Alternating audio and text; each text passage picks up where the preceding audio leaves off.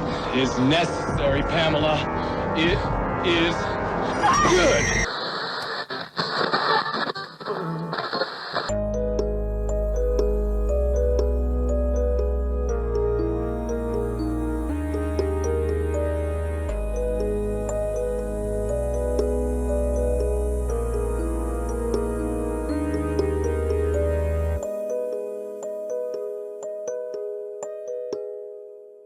Welcome to the Podcast Compels You, the show where we are given curse categories by our AI overlord, tasked with finding movies that fit those categories and sharing them with you merry miscreants.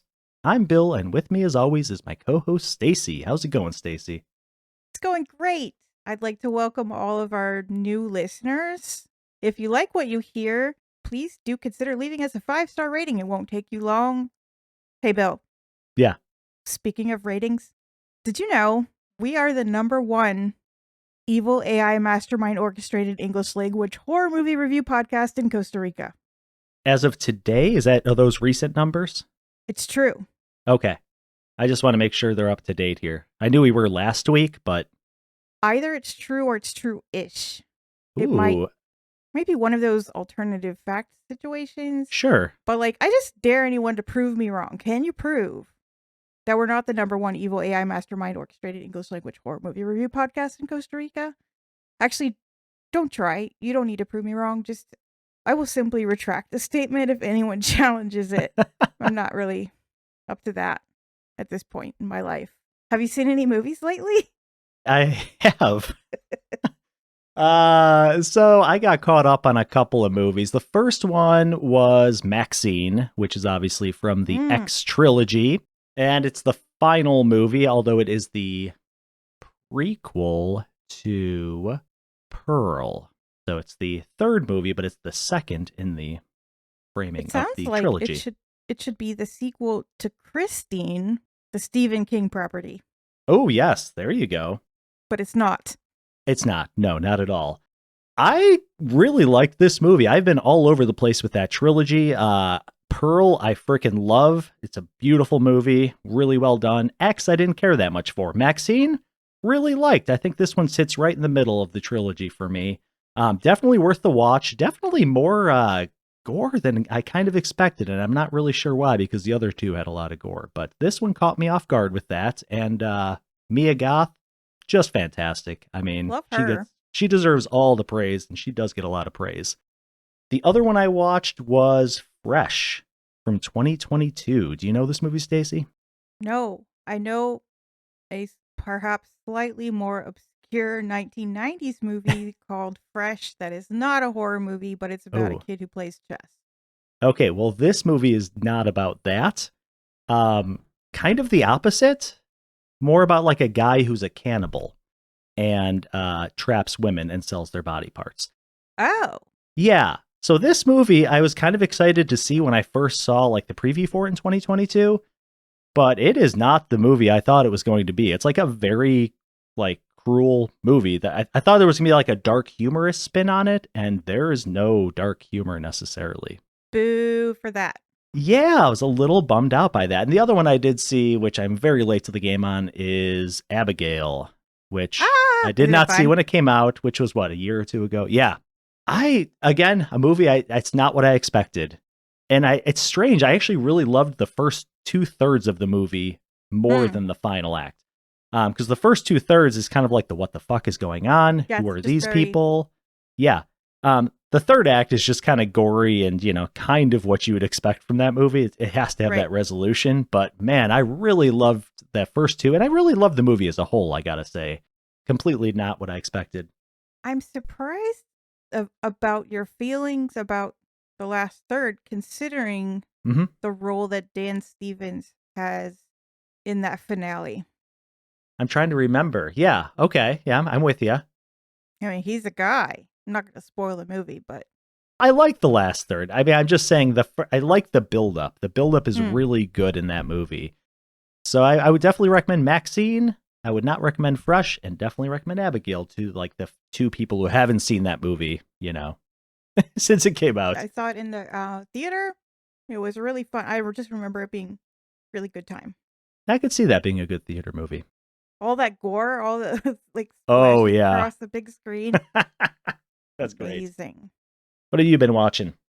So I did a streaming view, and it's one that I had been putting off seeing, even though I knew about its existence for a while, because I expected it to be just a run of the mill giant spider, like creature feature. The Okay. movie is Sting. Nice name. Okay.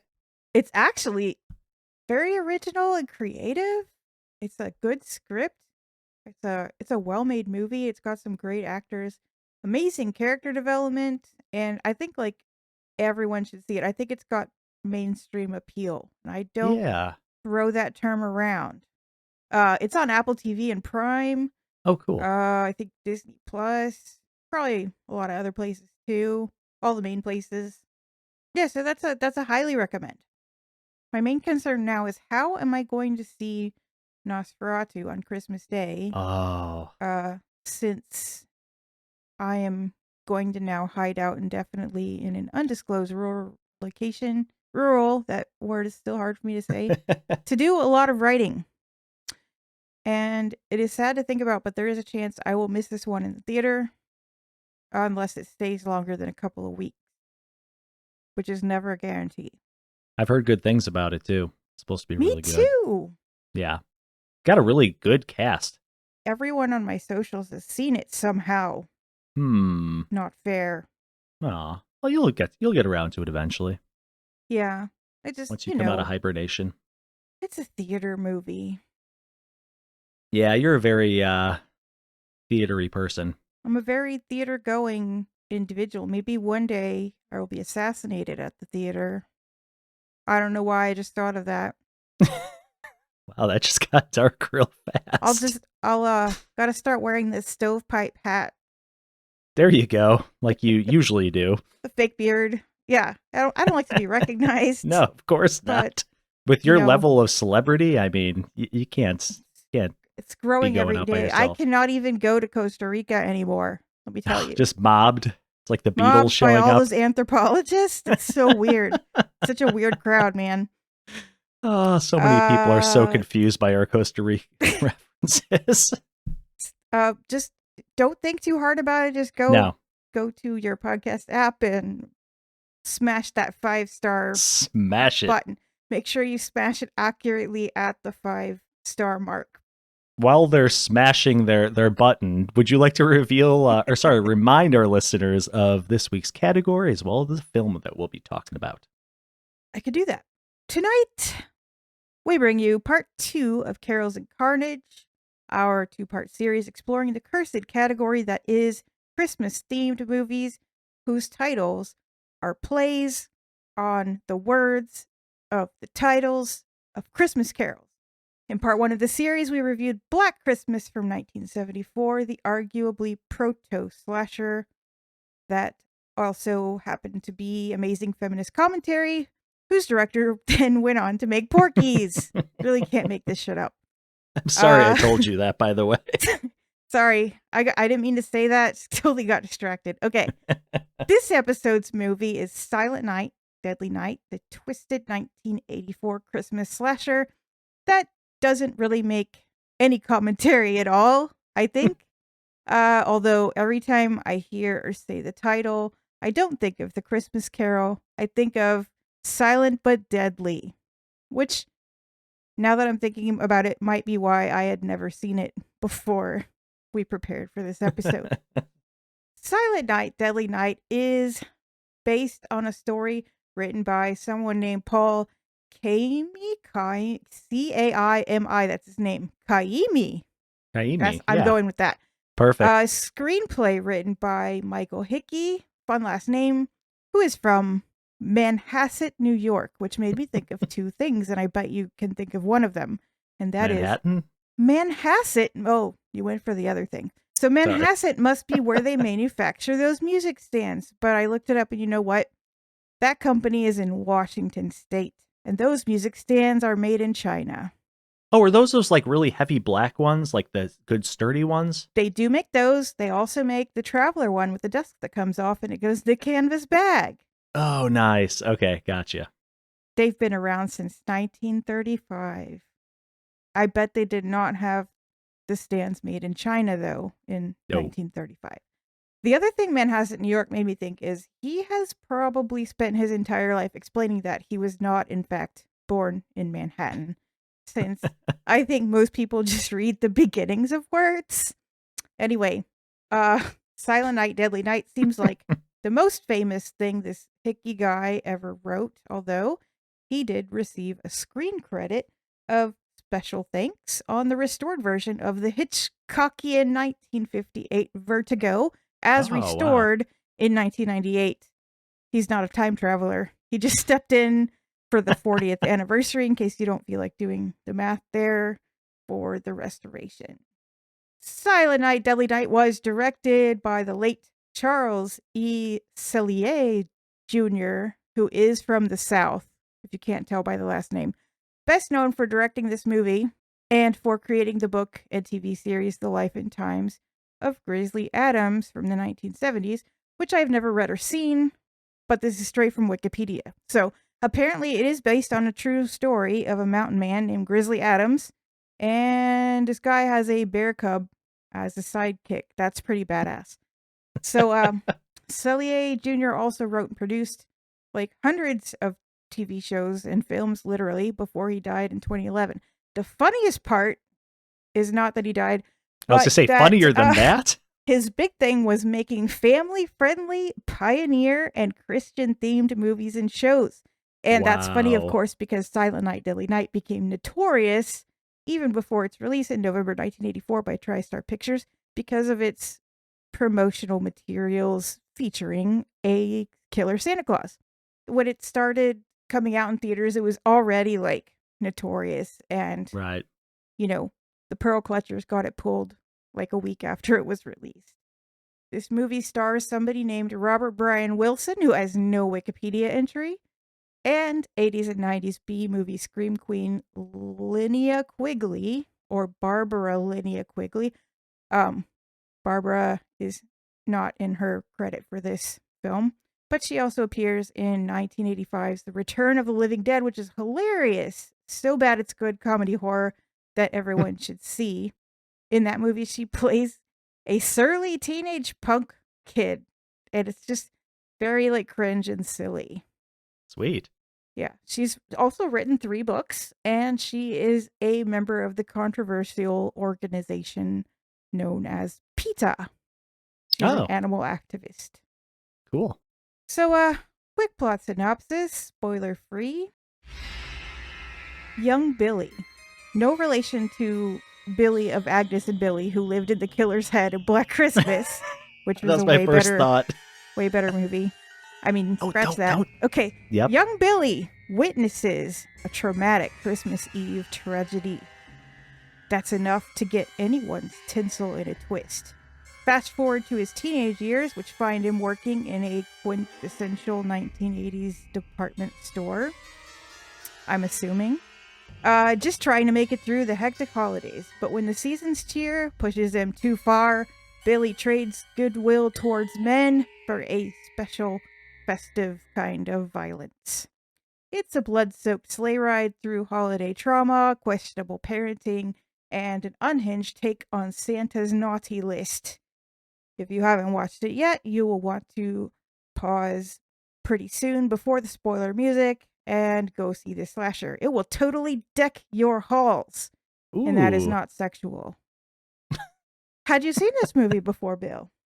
I had never had the pleasure. I think of this movie more for the very memeable reference from the second movie, which is the Garbage Day.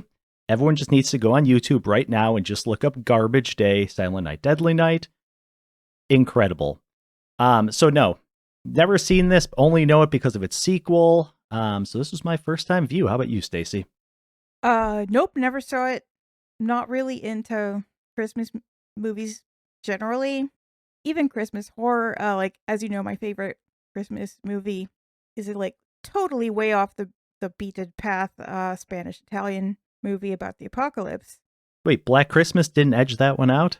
Oh, it's very close. Okay. Whew, as long as it's in the going running. to be on the playlist from now on. I agree, actually. I would like to have an entire, I don't know how long Advent is, but I'd like to have an entire Advent calendar of Christmas movies, like one for each day. Oh, that'd be great. Yeah. I don't know if there's enough of them to deserve full spots on the Advent calendar, but Go to our merch store today to get your horror advent calendar for 2025. shit, now we got to make a merch store like really quick. Yep. See what I just did there? I put us on the Yeah. put some You know pressure what? on us. That's how people get things done. Absolutely. Put the cart Yeah. before the horse every time. That's marketing, Sorry. man. All right. Yep. Did you have 3 things that you expected to see in this movie? No, and the reason is because I know too much about this movie. Though I have not Mm. seen it, I have seen a lot of scenes from it. So That's fair, you know? I will recuse myself as you did, I believe, last week or the prior week. I think that's the right thing to do. How about you? Did you bring 3 to the table? I decided that sticking with something that has won before would be the best strategy. So I went with Drunk Santa. Sure. Then I also struck out with these 2. Drunk Santa, you know, it's debatable because there is some drinking. I don't think Santa actually gets drunk, even though we see No. him being encouraged. Oh, I was to- thinking to of the do so. beginning. The beginning Santa. I But was anyway, thinking of the main Santa, the one that the movie is Yeah. about. sure. Yeah, there's so many Santas in this. Sorry. There are. Um, Oh my goodness, there's a whole. You know, I'd be yeah. willing to give you a half on that, as we're willing to, dole out half points. I think lovely. I'd give you Yeah. half for that. I'm sorry. What was your second one? Very much in the Christmas spirit of you, Bill. The second one was customer wants to speak to a manager. I think that was more of a 90s thing. Yeah. And then the last one was someone gets stuffed in a chimney and not the sex way. You and the sex way. I don't know what's wrong with me today. Sorry. Okay. No, I mean, I'm guessing that third one came from the poster art, perhaps, for this film. Maybe, but you know what I was thinking of what traumatized me from the first Gremlins movie Oh, okay. was not anything that was shown on screen. It was the anecdote that was like a throwaway anecdote about why the girl hates Christmas. It's because Uh-huh. her dad came down the chimney and got stuck and like broke his neck and died. I don't know. That was so horrifying to me. Well, I'm so excited because in a little bit, I might talk to you all about chimneys. Very interesting information. I'm going to hang on to that. And I'm going to give our listeners some content warnings for this movie. Silent Night, Deadly Night is a slasher. Expect violence and gore like you would find in a slasher. Big content warning here, though, for sexual violence, including a sexual assault / attempted rape. There's a lot of sexploitation, objectification of feminine bodies. We're talking about boobs. There's a fair amount of boobs. Let's just get Lot of that out of the boobs. way right now. There's a lot of violence against women in this, actually. There are slashings, shooting, a hanging. That's a dude, though, I think, if I remember correctly. There's an abdominal stabbing, slashing that's pretty disturbing. There's a head smashing. There's a decapitation. If you haven't guessed yet, there are frightening and intense scenes. Like Really got actually- it all when you go through that list. I'm like, wow, that's Right. checking all the boxes. And it's actually scarier than I expected. I was like, Right. all right, not bad. Uh-huh. All right. There's also child abuse, both emotional and physical, including use of restraints. You might want to check doesthedogdie.com if you're worried about any specific trivers. That's a new word. Any trivers I didn't cover. Over to you, Bill. Well, I think we're ready for a dark fact of the day here. Dark fact.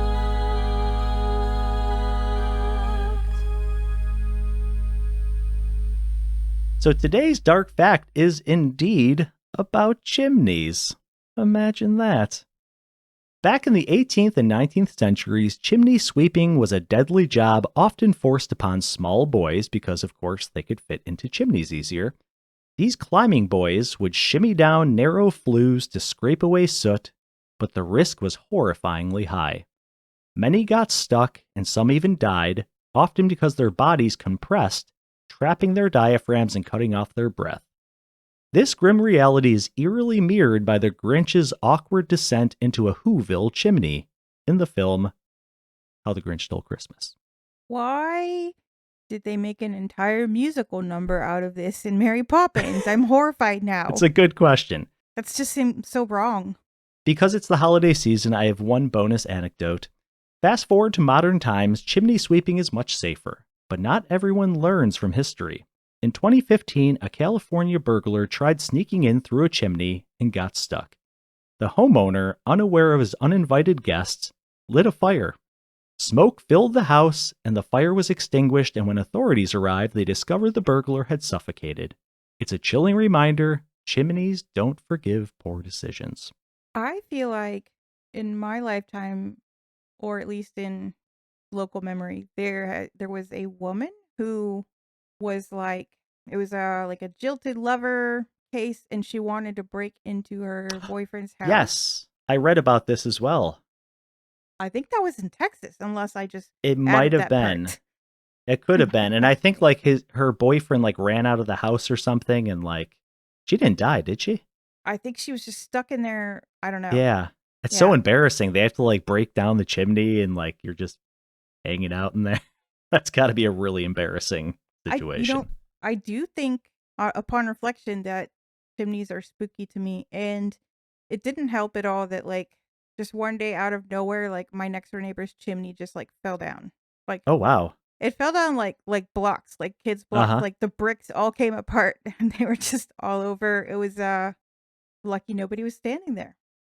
Funny, one of the things that always freaks me out to think about is, this is totally random, but there was a story of there's two buildings in a city and it's like super close to each other, like a foot and a half or something. And a kid fell down between the two buildings and wasn't discovered for like 3 days. And I'm like, that is terrifying. You can't move for like 3 days. Ugh. So that's like my claustrophobic thing. Chimneys don't really freak me out too much, but Then there's all the babies that fall down wells. yeah, there's always that too. And then there were the Chilean miners. Remember that? That was like an Chilean 80s and miners? 90s things. Yeah, the Chilean miners was, 15 years ago, 10 years ago, something like that. Not too long ago. Well, anyway, that's the dark fact of the Good day. times. So Good times, always. So we're going to take a brief musical intermission, and then we will be back with our spoilerific plot discussion of Silent Night, Deadly Night. So stick around.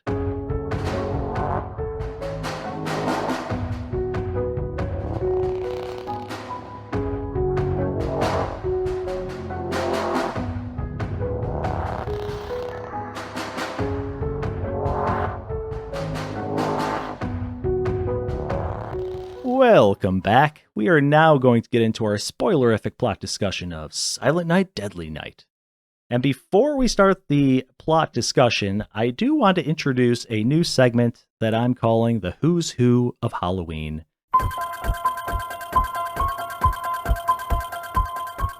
Because this film was filmed and takes place in Utah, and famously, Halloween 4, 5, and 6, known as the Thorn trilogy, were all filmed in Utah as well. And those were probably like ranging from like 4 to 5 years after this movie, so you get a lot of local talent that show up in both movies. And for anyone that loves the Halloween franchise as much as me, you might find it interesting. So I will be dropping those in throughout. Very much approve of the new segment. that Okay, I know good. about. I didn't run it past you beforehand because I just, No need. yeah, I was just going to steamroll, honestly. That's what we do. Yeah, Not a democracy. It's anarchy. at all times. So, the movie opens with a zoom in on a wreath in the title, and then Bloody Deadly Night. Okay, this is one of my favorite things about the movie. That was Yes. very, very fun, splashy, Mm-hmm. blood splashy title card. Yes. And like throughout the movie, it's a really good shade of red that they use for blood. It's very like vibrant, which I Right, appreciate. yeah. Yeah. And festive. Festive. Yeah, festive blood all over the place. We also get introduced to the score, which I also really like throughout this movie. I put down piano gothic. I don't really know why I put that. Maybe it's got a gothic-y piano sound, but it's like a really whimsical score, which I did not expect from this film. So, thumbs up for that. There's pros and cons about the music in this film, but we'll Oh, okay. get to everything. Okay, cool. I'm interested to hear. We open up with a married couple and a child whose name is Billy, and their little baby infant that the mom is just carrying in the front seat, which is just awesome. Just hanging out, no Is restraints that or how it anything. opened? I remembered something else happening first. Oh, was there? What was the? The scary grandpa, or is that? Oh no, we're coming up to that. Yeah, yeah. Okay. That's, Sorry. I'm setting the table, as they say. That was my Yeah, other favorite yeah. thing about this movie. Oh yeah. We'll get right there super fast here. So they're driving to Grandpa's place, and the little boy Billy is asking questions about Santa and staying up late. And then after a lot of driving, and there's a lot of cars driving in this movie, just a lot of footage of that. I was actually going to try to count up to see like what percentage of the movie that was, but I didn't have time. But anyway, they're just driving and driving. Finally, they arrive at Grandpa's place, which is the Utah Mental Facility. They go inside. Grandpa's sitting in a rocking chair in like a seemingly catatonic state, just like staring forward.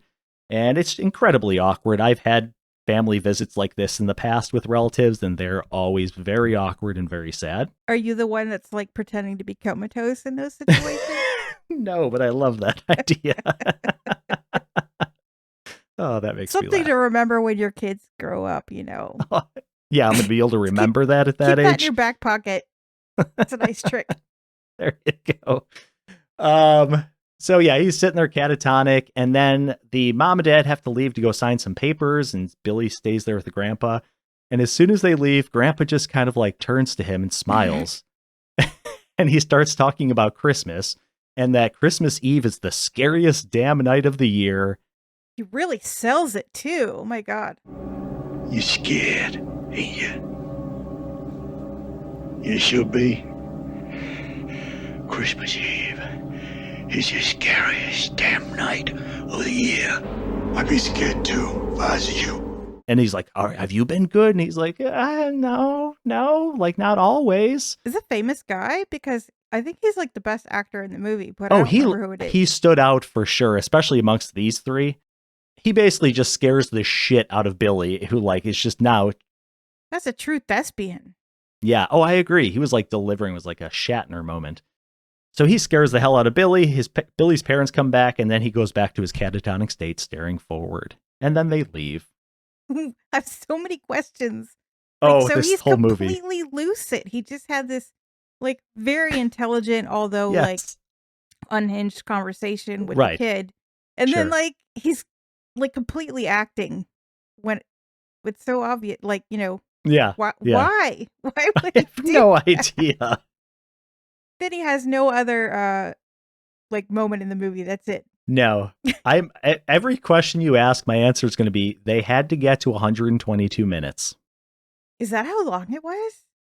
Wait, no, not 122. That's not right. I Just thought it was kidding. around 100. 90 No, minutes, 72. right? 72. Oh. 72. Okay. Sorry. Wow. It's like Short. less than 90 minutes. Yeah. Oh God, this would be terrible if it was 2 hours long. They'd have to add a lot more driving around. So much driving.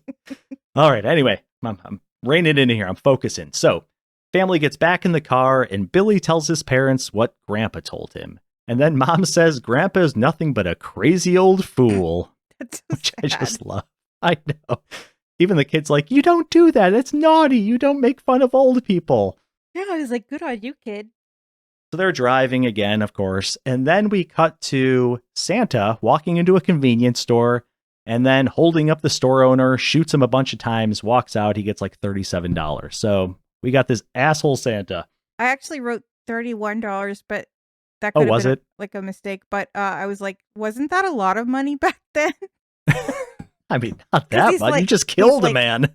$31, thanks a lot, or whatever Yeah. the line was. And I was like, I don't think hold it's up. that much money. Like with inflation, okay. Still, you just Maybe I'm murdered a thinking man. I'm thinking of like 1950s, maybe when like, Yeah, we got to go back everything further. was a nickel. Everything was a nickel. Get a cup of coffee for 10 cents. Sure. I just made Wow. that up. Yeah. You could I don't know definitely make about a payphone call for. Did they have payphones in the 50s? I don't think that. so. Sure. Did yeah, I they? don't know. Yeah, Superman. I Clark think. Kent? Oh, yeah, booth? you're right. Right? Wow. That's my reference. I don't It was know. it was a dime. You had to carry around dimes. Bill. You've come so far. Anyway. Oh, this is already off the rails. Making fun of history is like my favorite thing. That's kind of amazing. Oh, all right. Anyway, so our asshole Santa just robbed a convenience store, shot the owner, goes outside unsatisfied with his $31, gets in his really sweet car, and drives off. Then we cut back to the family who's continuing to drive, but now it's nighttime. And they're driving, and then they come across Santa who's broke down in the middle of the road. And of course, Billy is absolutely terrified as he looks at this Santa, tells his dad to keep driving. And of course, as you would imagine, Santa pulls a gun out and shoots the dad in the head. Did it look to you like they were just going to drive straight into Santa? Yes. That's how it looked to me. Yes, I totally agree. I was like, no wonder this kid gets traumatized. And then the Santa pulls the mom out of the car, starts to sexually assault her, thinks differently, and then slices her throat while Billy watches from the bushes and his baby brother is left crying in the car. And then it fades. So this scene, man, this was a really cruel scene, you know? That's the one word I use to describe this. It's and I'm going to say this, throughout this whole movie, the tone was very weird to me. There was a scene like this, and then you get some of the goofy scenes later in the movie, and it was hard to reconcile the two. This was the 80s, they had to sell the whole this is what kind of crime is really going on out there. Everyone's right. Scared. Down to the switchblade that he pulls out, which I feel is just something you see in movies. Got my trusty switchblade. Yep. Well, I've never seen one in real life. No, I don't think I have either, because we don't have greasers anymore, I guess. Anyway, so yeah, really kind of rough scene, fades to black, and we fast forward now. This is our first fast forwarding of the movie, not the last. We fast forward to St. Mary's Home for Orphaned Children, and we're in one of the classrooms, and Sister Margaret tells Billy to bring his drawing up to the front. He brings it up, and what is it but a violent drawing of Santa being beheaded along with Rudolph, I think it was, which was really sad. Definitely a reindeer. Yeah, that was sad. What did the reindeer ever do to him? I don't know, man. I mean, I get the Santa thing. You got some beef with him, but fuck, man, it's Rudolph. Yeah. Seems unfair. It's a cry for help. So he is sent to Mother Superior's office, and Sister Margaret pleads with Mother to get Billy help, but Mother Superior, just being super old school and just kind of terrible, says he just needs discipline and that she will take personal ownership of him. So she knows better than any of these medical professionals or anything. Not that we really hear any medical professionals weighing in. No, that's fair. That's pretty much all we get. Yes, exactly. So we get a little bit of a glimpse of Billy's time in this orphanage. The kids are playing outside while Billy looks down from the window. Sister Margaret comes to get him, and then as he walks out of the hall to go downstairs, he hears moaning. He looks through a keyhole of a door and sees a man and woman having sex. Oh no, you're bringing back the moaner? Who are these people? Wait, I think these are teenage orphans having sex with each other, and that made me think about the previous scene where we see him looking at, this is a 6-story, full city block size orphanage, and there's only 2 nuns. What is going on? No wonder the orphans are having sex with each other. Did they just not have the budget for more nuns, or did they just not have the budget for more actors? You know what? I have more to say about the budget later, because I also have my suspicions. Not about anything sexually related or, that. But anyway, what a weird shot of just, you see the keyhole light on his face. It's just, the movie is sex obsessed. I think it was trying to be art. It was trying to be artsy for a moment there, I think. But okay. I think so. But this was just such a weird scene to me. And then, of course, Mother Superior comes along, starts yelling at him, yelling at the sex-craved teenagers. And I think Billy gets beaten with a belt after this. That's so weird, because she's like, do you know what they were doing? And he's like, no. That's right. And she's like, good. And so we think that's going to be the end of it. But why does he get punished? She's just sick in the head. Yeah. Sorry, that's probably an ableist thing to say, but this was 1974. I think it was just the fact that he looked in the first place, probably. But I don't know. We just start getting, this is where Billy starts really taking a turn, sadly. So that night, Billy continues to have nightmares about the night his parents were killed, and he runs out of his room. This results in Mother Superior tying him to the bed with restraints while the other kids watch. Yeah, it's fucked up. Jesus, man. I feel bad for this kid. The next morning is Christmas morning, and Mother tells Sister Margaret that she'll see that her methods will work and that the Christmas event is coming up in which Billy will sit on Santa's lap and behave. I love that they call this out beforehand, too. Like, clearly You know what to something is watch going to for. happen. Exactly. They really set it up. Wait for it. Just wait when Billy sits on Santa's lap. I think it's going to be amazing when he sits on Santa's lap. He's it going to be is so amazing. good. So amazing, I can hardly contain myself. Okay, then we cut right after that to Mother Superior forcing Billy to sit on Santa's lap while saying, "You will learn gratitude." What did that make you think of? Oh, the pilgrims. Yes. The pilgrim into the dark. Oh God, I heard the word gratitude and I'm like, oh boy, Ethan's back talking about it trigger you? gratitude. Yes, it did. It made me think of leprechauns smoking long pipes and I'm gonna have to get my inhaler. just like who was it in Black Christmas with her inhaler? Get a hit. Give me it. Just little puffs, just a little bit. I'm just thinking about the scene. It's so I know, funny. I know. Oh, so he breaks away and just socks Santa right in the face, like huge punch. Like Full-grown man flies out of the chair. this little kid just absolutely like Mike Tyson's him out, and I then had he to goes pause and the movie. Get this out of my system because this is Yes, pretty yes. much my reaction. So then Billy goes and hides in the corner of his room apologizing. Then someone comes to the door and says, "William," before a freeze frame. All right, so we've had our first flash forward. We are now approaching our second flash forward, Thank goodness. which is, this is, I think, is the last flash forward that we have. We are now spring 1984, which is 10 years later. And we cut to Sister Margaret, who is pleading with a shop owner to give Billy a job. Mr. Sims. Mr. Sims is like, "I don't think you understand. I need someone who can carry boxes, cartons. I need a man, not a boy. I need a man." And then she says, "Billy, come over here." And Billy, they do this pan up from his feet up, and Ugh. he is just like this huge guy with like this So ripped 80s. shirt. Oh, I loved this. How did he get so jacked in the orphanage? No idea. The rest of the orphans are like scrawny, like they're barely getting fed. Right. There's not like a home gym in the basement. Right. I'm of thinking the like a orphan- prison yard, where you have like weight sets and stuff. He legit looks like a bodybuilder, like a fireman huge. calendar Yes. bodybuilder. Absolutely. And I love every minute of it. Okay, so this next scene coming up is amazing. So Mr. Sims like, "Oh, well, you know what? I think he will do." Okay, then we get this great 80s song that comes in. It's so amazing. And we get this full song. It's the full song. It's like 3.5 minutes montage of Billy just fitting in at this store. He is doing a great job. He is helping boxes, old women with boxes and stuff. And there's this great thing where like his coworker holds up like a bottle of liquor and Billy pulls out a carton of milk to say, "No, I drink milk." So Billy is a model employee at this place, is what I've gathered from this montage. Yeah. If only he could just work 11 months out of the year, it would be fine. Yes.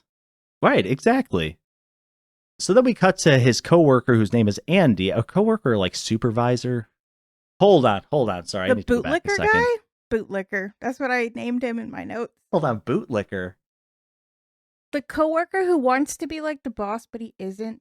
Yes, I think he's like maybe like a supervisor or he has seniority. But anyway, this guy, Andy, starts chastising Billy for acting strangely lately, and Billy just asks to be left alone. Pretty reasonable guy, a little quiet, but like good guy so far. So now we have Santa in the store, which causes Billy to start having a flashback, and he kind of like passes out and falls over. His female coworker, Pamela, helps him up. And what strange uniforms they used to wear. Did you notice these like uniforms? They look like smocks almost.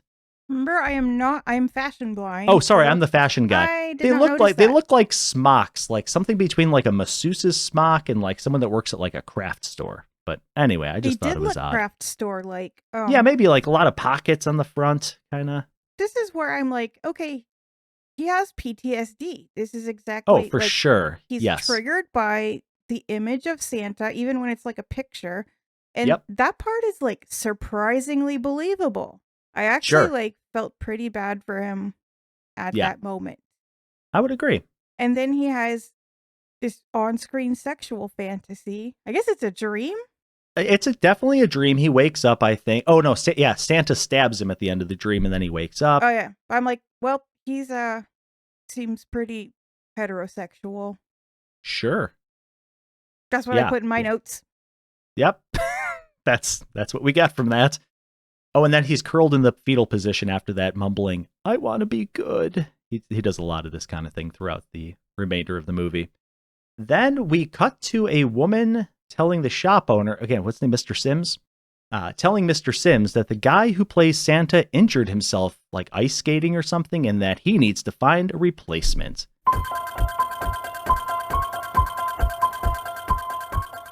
Ding, ding, ding. Fun fact, this actress, Nancy Borjanicht, was the hospital attendant at the beginning of Halloween 4. Ooh. There's our first who's who of Halloween. Back to the movie. Mr. Sims tells Billy that he needs him to play Santa, which, yeah, that's not a great idea, I'm guessing. I'm just thinking that's not going to work out too well. What do you think? Yeah, I think we all know pretty much how the rest of this movie is gonna go. He's a really nice, awesome Santa, and he just does a great job with the local kids. That's what I think The is going to end. happen. It's such a short The movie. end. Very short, very wholesome. Yeah. Nun's very proud of him. Gets a key to the Oh, city. man. That's what everyone wants. The mayor, has Uh-huh. a big novelty check. That's got to fit in there somewhere. Absolutely. So then we see Billy standing in the costume looking very uncomfortable. And then we see him dealing with very awkwardly with some very unruly kids, telling them that if they don't stop, he will have to punish them. That was so awkward. All the while, his parents are talking about how good he is. Was that supposed to be like a funny thing where like he's saying it kind of quietly to them and they think he's just like Yep. doing a great job? It's the 80s, so like just better seen than heard for Right. the kids, and just silent conformity no matter what is really going on. Yeah. That makes sense. Meanwhile, his supervisor gets a call from Sister Margaret and tells her that he is playing Santa Claus, to which she looks very worried. It's kind of sweet. Sister Margaret's still keeping up. Is he still an orphan? I guess is he still under their care or something? I don't think that's ever mentioned. Yeah. But my thought was Sister Margaret could have prevented everything else that happens in this movie, because she looked very concerned. Like she could have put a stop to Oh, it yeah. right there. Like, oh, get him out of the Santa chair. Sure. Stat, Right. But that's not what happens.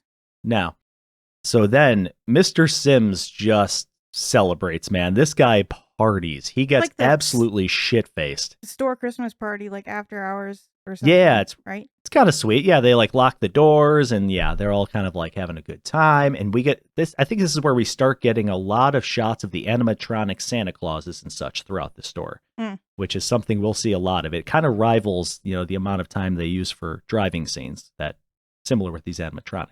Anyway, so yeah, they're partying. Mr. Sims gets totally shit-faced and says, "Stick with me, kid. By the time this party's over, you'll think you are Santa Claus." And he tells Billy, being encouraged to drink a lot. oh, for sure. But I don't think he really does get drunk. No, I don't think so either. He tells Billy he better sober up because Santa has a long night ahead of him. Did you notice at this point in the film how things started looking a little different? No. So from like this point in like the next 15 minutes, all of a sudden, like you get these weird frames that pop in and like the camera quality is very different. It almost looks like it's like zoomed in. It's like very strange.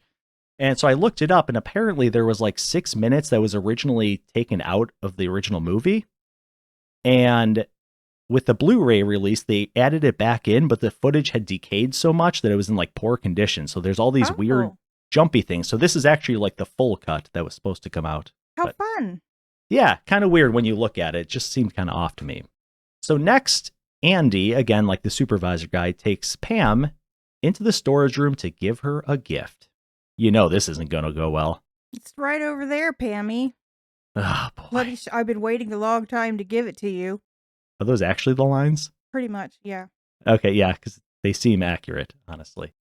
So, of course, he starts getting rough with her, causing Billy to have his flashbacks, and he strangles him with Christmas lights while holding up his body. I thought this was kind of an odd kill. I don't know. He just kind of So- Yes. Okay, I have a couple comments.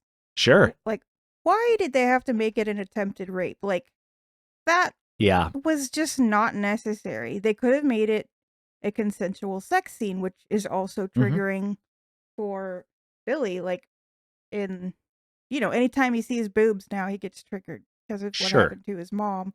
Right. So that was unnecessary. A very 80s, maybe even 90s like thing to do.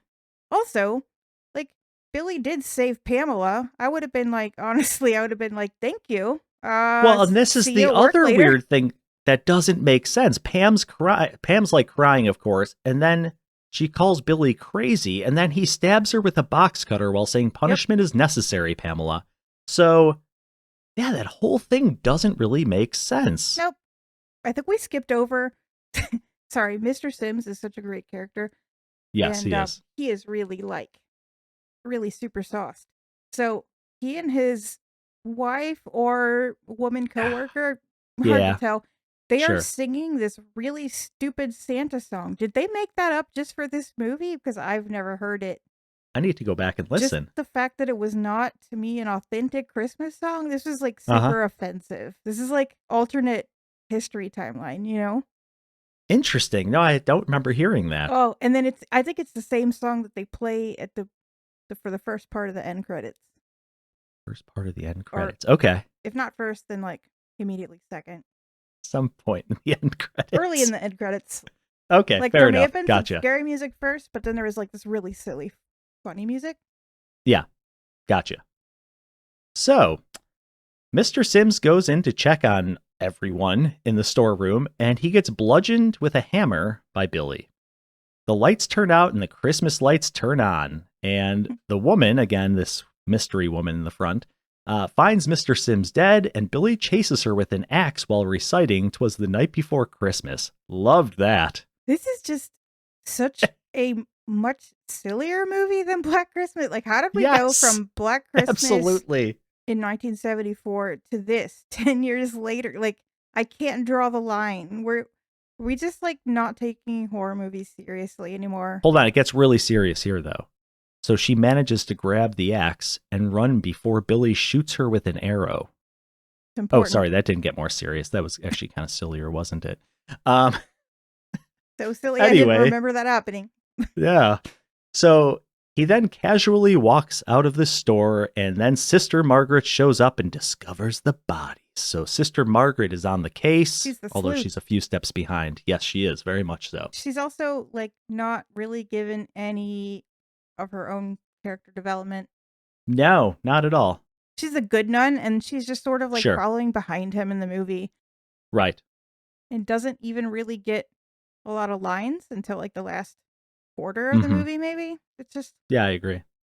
Then I wrote carolers, and again, I think this is not a real carol. Saints and angels sing among us, holly hung just right, and faces bright with Christmas fever. I think they made it. You pay up. so. This is why you're the music person. I don't pay that close of attention. I This do is what I'm romance saying, and like, fashion. I'm up and down with the music in this movie. Sure, and I get what you meant there's now. going to be a third act development in the music subplot. Oh, I can't wait. Wait for it. I will. I will. I love a good caroler scene. We had a good one in Black Christmas as well. Still thinking about that. So they're caroling outside of a house where a young man and woman are making out on a pool table. Really, really bad sex puns.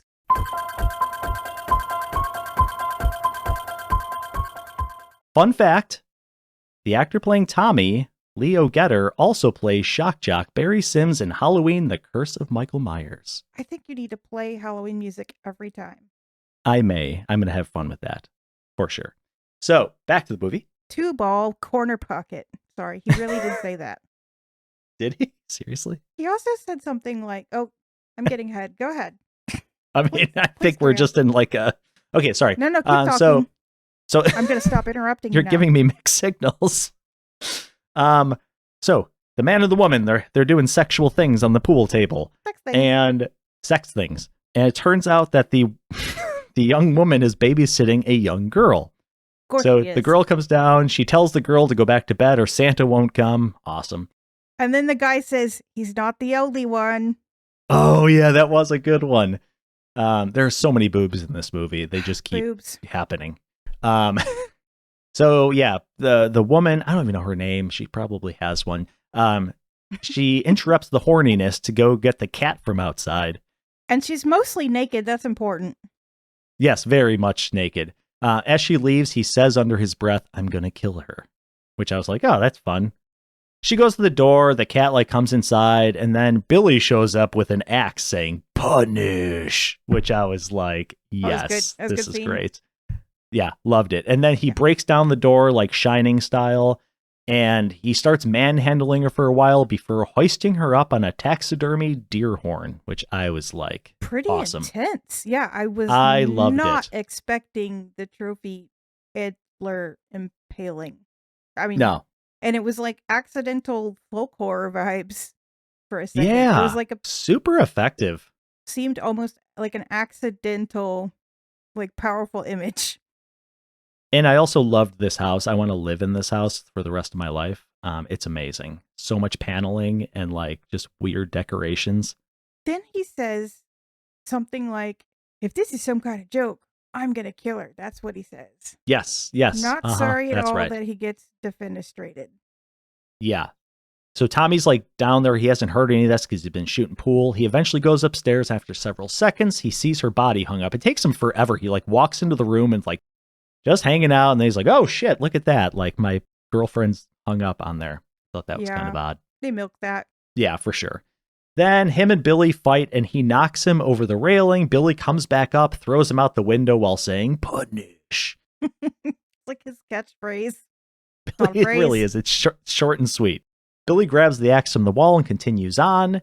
And the little girl sees him and calls out. She asks if he brought her a present and says she's been good.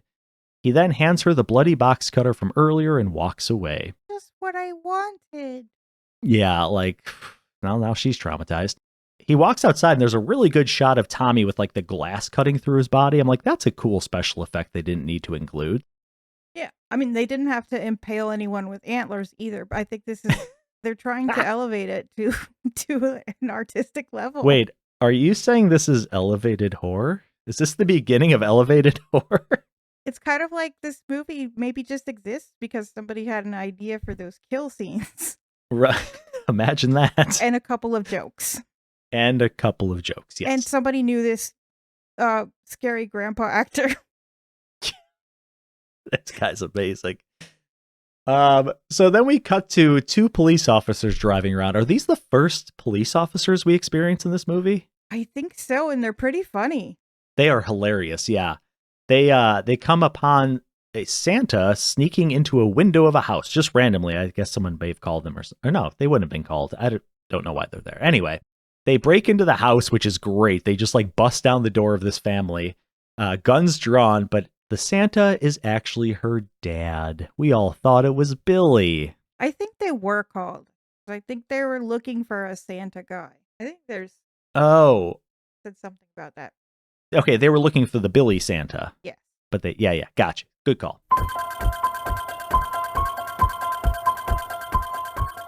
We have another fun fact. The actor playing Santa in this scene is Don Shanks, who actually played Michael Myers in Halloween 5, The Return of Michael Myers. There's our third of 4. Anyway, so then we see Billy walking down a dark street when the police car drives by. Oh boy, this scene, man. So then we cut to 2 kids sledding. Who the fuck are these guys? I thought like I had changed the channel back in the 80s and this was a completely different movie. This is pure kill fodder right here. So we have 2 kids sledding who are confronted by, I put in parentheses, like bullies, I guess. 2 bigger guys? Like 2 25-year-old bullies who are so silly. honestly. So they take their sleds and then the blonde bully goes down the hill followed by the other bully who I gets have to ask decapitated you. by Billy. Yes. There we are. But is night sledding in the woods really a thing? I mean, okay, the movie was really well lit, but wouldn't Sure. it be really dark in real life? Yes. I mean, that's like how you die, right? You hit a tree. I've done night sledding, but it's always, where there's huge like lights on above you. I could not imagine doing that in the middle of the woods. Yeah. That's a good point. The whole scene is fucking weird. The guy coming down the hill headless on the sled. Yes. With the head rolling after. Okay, that was pretty effective. I gotta hand it to them. Yeah. I wouldn't be surprised if they put that shot in after the fact, if they shot that after the movie and was like, we just need another kill. More power 2 to kills. them. It was Absolutely. It's this interesting kind of movie. scene after I got over, like, who are these guys? Am I supposed to know? Like, It was like going on a little side confusing. quest, It's like, okay, what we got here? Yeah. So then meanwhile, Sister Margaret's at the police station. She's teaming up with law enforcement. She is told that there were 3 more murders, and then she says that he may be nuts, but he is not stupid. And then the officer kind of like asks if she can think of like what his next move might be, and then we cut back to the orphanage. He was a very average student, in fact. What's that? He was a very average student. Oh, right. Anyway, so this is kind of fun. They're like frantically trying to call the orphanage, but the phone's off the hook, so they're driving there as fast as they can. Ah, the days. And then, when a phone the off days. the hook yes, could that be off the can hook. cause so much confusion. Then we get an officer in his truck, hears the announcement, and heads to the orphanage. So now we have this other guy who's heading to the orphanage.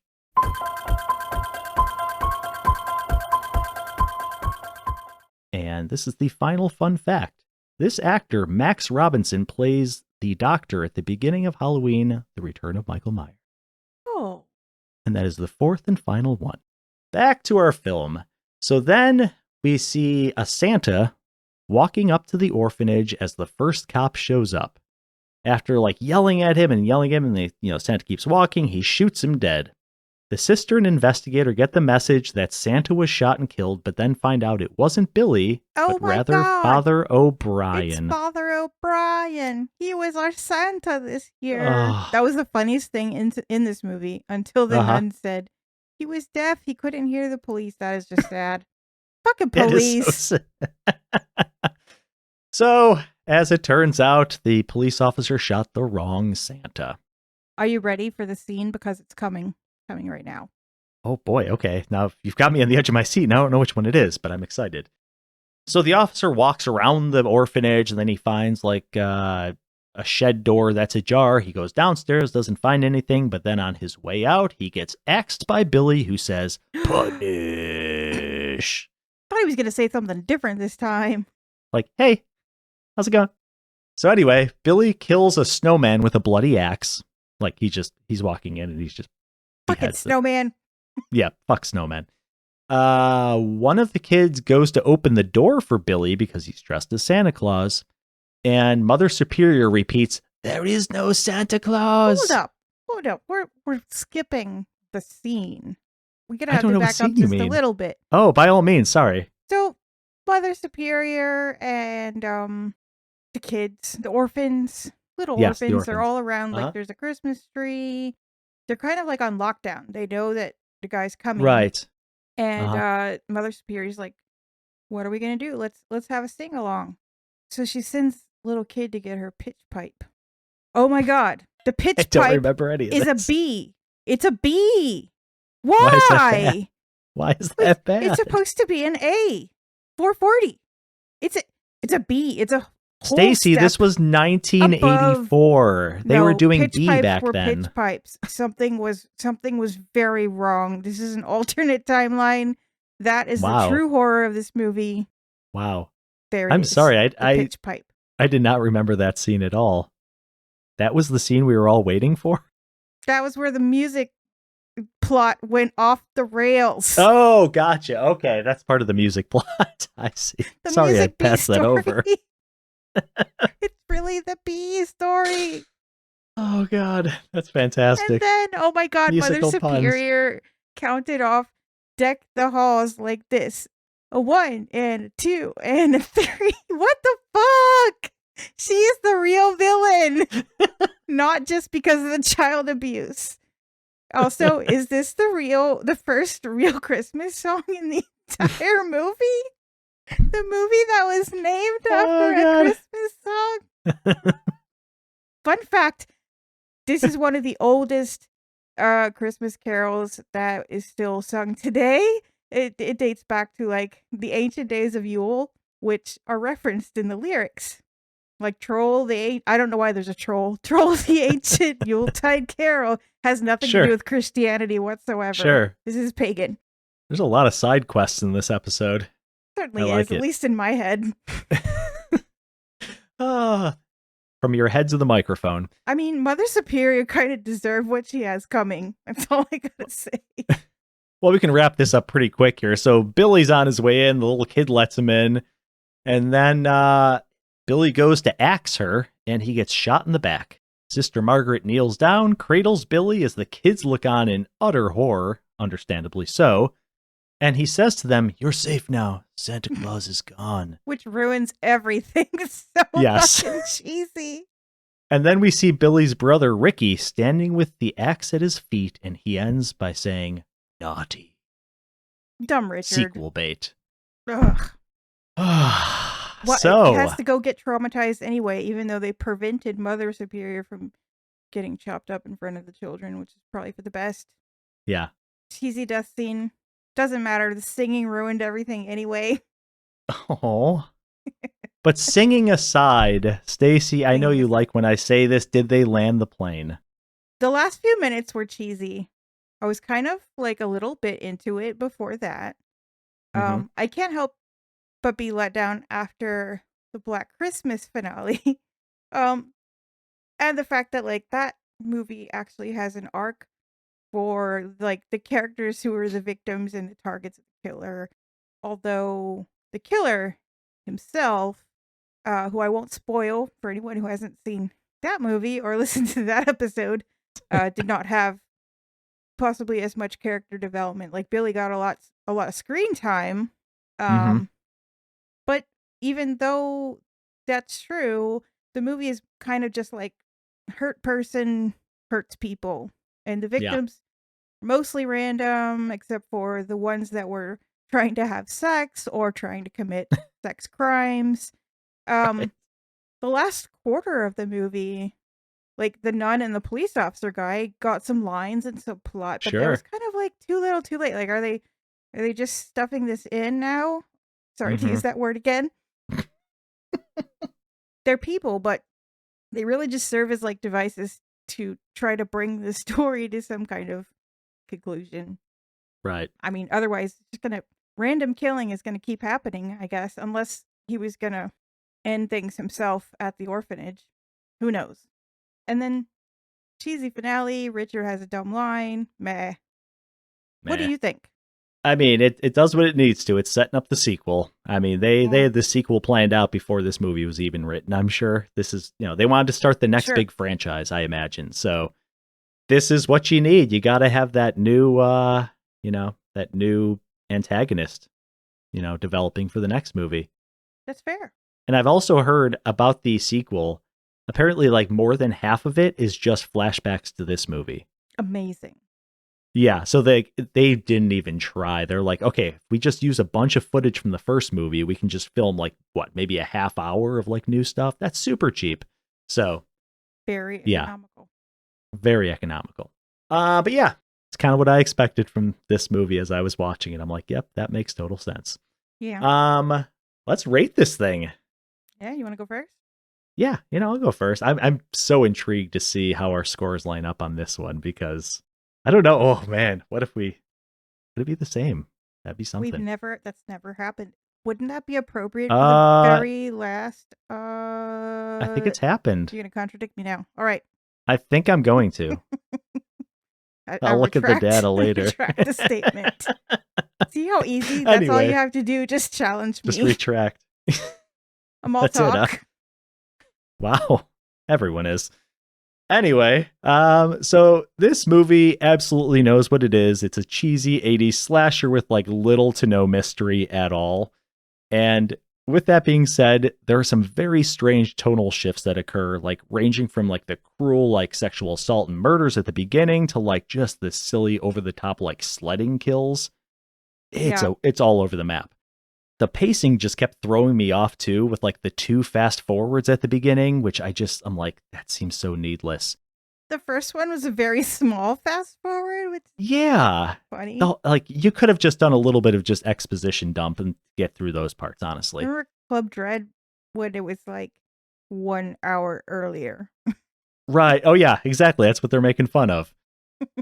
So then we get the 2 fast forwards, and then we get to spend a whole bunch of time with Billy at the store. Like, that's such a long segment. And then finally he gets unleashed on the town. That's where I thought like the movie was getting more fun, was it like when he escapes the store. But like so much of it takes place there, which kind of bogged it down. And the acting was fine. I didn't find any of the characters like particularly compelling, except like maybe Sister Margaret. I really liked her. I feel like she could have her own spin-off movie from this, and we'd learn more about her. She was kind of just one note, though. She was just like a saint. Yeah, but she I feel like she stood for something. Like she really cared for him, and like there was a little bit of emotion there, which not much in this movie. With all that being said, it's a pretty fun movie that had me kind of like wondering what kind of craziness was coming next. So it was definitely entertaining, definitely kept my attention. So I'm going to give this a very charitable 2.5 screams out of 5. Stacy, what do you rate this thing? I was just thinking, like, about Sister Margaret standing for something. Why could she not have stood for like A440 tuning and like busted out a guitar? Nuns guitars that they go well together, especially Oh, absolutely. the time period, maybe Yeah, like Airplane. give or There's take none 20 with years. the guitar. Exactly. Sure. Yep. Yeah, I can't believe I'm saying this, but it was actually a somewhat better movie than I expected. Aside Plot twist. from the sexploitation, like, unfortunately, like the unnecessary attempted rape scene, plus like the cheesy ending, the affront to perfect pitch everywhere, that mark it back down. So I'm gonna give this a 2.0. Oh, we were close. Yeah, so Okay. that 2.0. if you don't want to do the math yourself, is a 2.25 on our very scientific Wow. scale of 5 screams. Okay, I thought we would be pretty close. I think that's about what I expected. Yeah. Do you remember the movie that we rated the same? Curious. Hold on, I'm gonna find it. But I also thought, what a huge drop off from Black Christmas. Mm-hmm. Like this, oh my god, the characters in that movie were so good, and like there was like some artistry in like the filming of it, and like the whodunit, like they did that really well. Like none of that was in this movie, like there was no whodunit. The cinematography was just flat for most of the movie, and like just no interesting characters. Like, I mean, we started the 70s so strong with Yeah. Exorcist and Wicker Man, and did we Right. decide Rosemary's Baby was actually in the 60s? Yeah, I think Yeah. it's 60s. I mean, But yeah, still, it's all like who dropped the baton, there's from like artistry, the there's 70s. cinematography. We had Hitchcock to follow. Right. So all kinds of Hitchcockian antics. You just wanted to get another I did. Hitchcocky in I it. so did. Yeah, like, when did it become not an art to make horror movies? Like, I think that Yeah. happened in the 80s. Sure. And then it swung back more recently in like the last, 10, 15 years? Only Ish. recently. I mean, I could think of one or two. Like, I remember, what's that? Nicole Kidman, The Others? That Yeah, was mhm. pretty well shot. Sure. Yeah. But that, like, Yeah, there it were stands glimpses. out, Right. Yeah.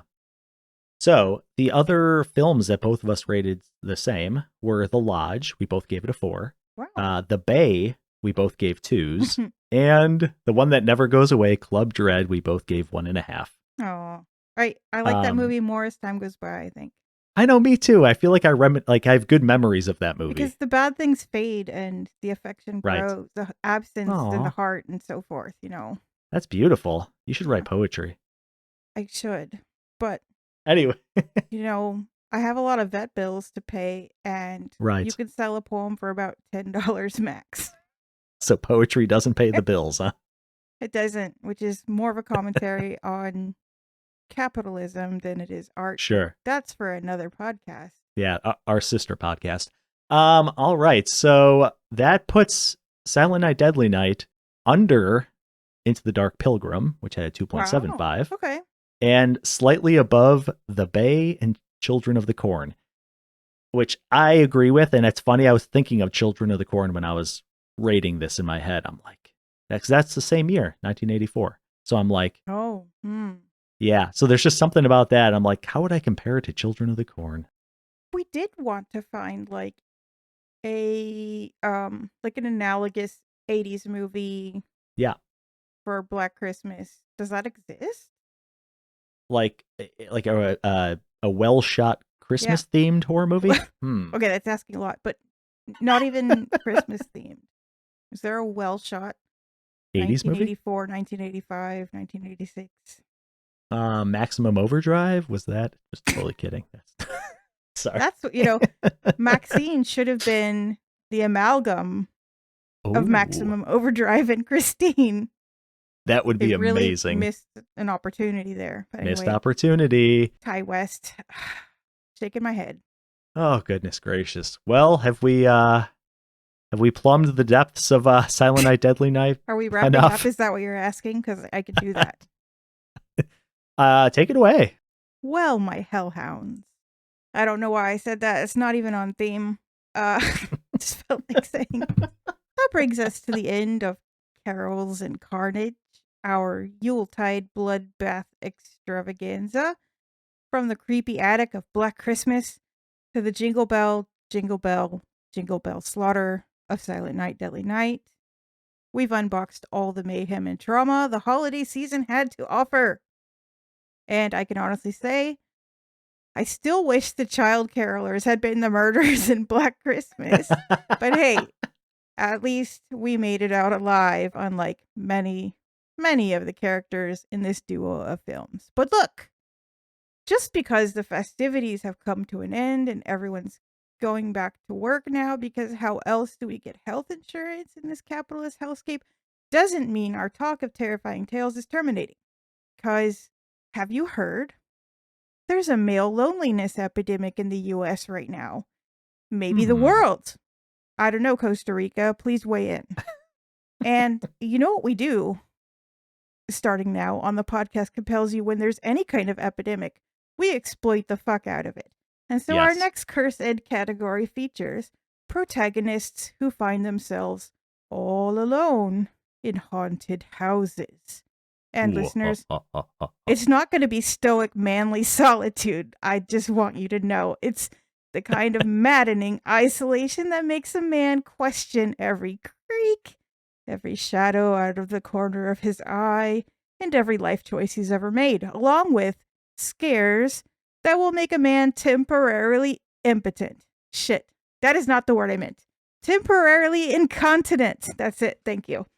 First up, Deadstream, in which a disgraced live streamer faces off with a ghostly audience that doesn't need a Wi-Fi connection to troll him.